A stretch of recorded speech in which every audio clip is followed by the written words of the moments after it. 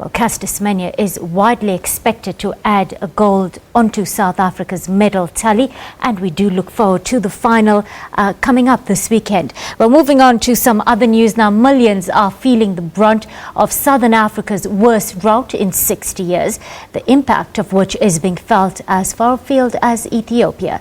About 31.6 million people are now food insecure in the region. The Alliance for the Green Revolution in Africa will be holding talks to review the effects of the drought and assess solutions for the continent.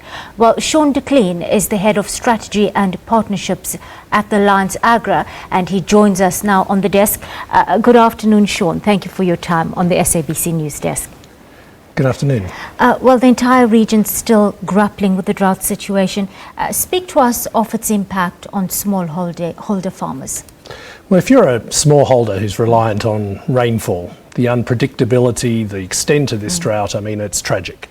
The double irony is not only are the people who are most in need of food support are also the ones who are probably going to be hardest hit, not only by the drought, but by a quirk of climate that El Nino, which is causing the drought, is going to probably be followed by La Nina, which is an extensive heavy rain season. So actually in trying to get food to people most in need, they might be prevented from getting that because of floods and inaccessibility and things like that.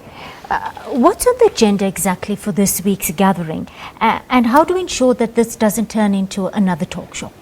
So the question is there as to whether or not this just perpetuates a cycle of food aid and food insecurity in Africa, or whether or not we can really start to come up with the kinds of long-term resilient strategies that are going to be needed for particularly smallholder farmers to address this over the years. And that requires not just looking at getting seeds and fertilizer in, which is what is critically needed for farmers now so they can make next season, but looking at financial services to get crop insurance in place, to look at de-risking the whole value chain and to look at full end-to-end market strategies. And for this to work, we would need a degree of political commitment. How difficult or challenging has it been to leverage such commitment, Sean, at this juncture? So agriculture, it's critically important as an engine for growth for Africa as a whole, beyond just simply the issues of the drought. And to really take that forward, you need that political will. In a couple of weeks, we, at the African Green Revolution Forum, we're seeing a number of heads of state from across Africa coming together to really try and seize the moment to position agriculture as that engine for growth for the continent. All right, Europe also in the midst of its worst migrant crisis since the Second World War.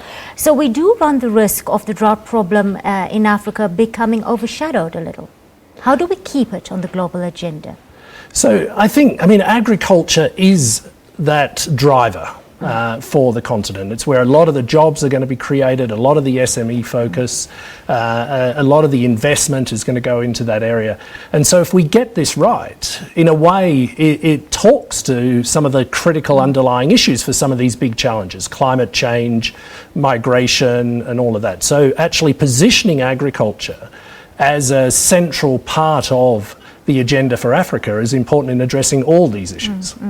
The crucial drought conference underway in Namibia right now, and a crucial one to enhance the resilience of African nations when it comes to tackling or managing natural disasters like the drought we're seeing right now.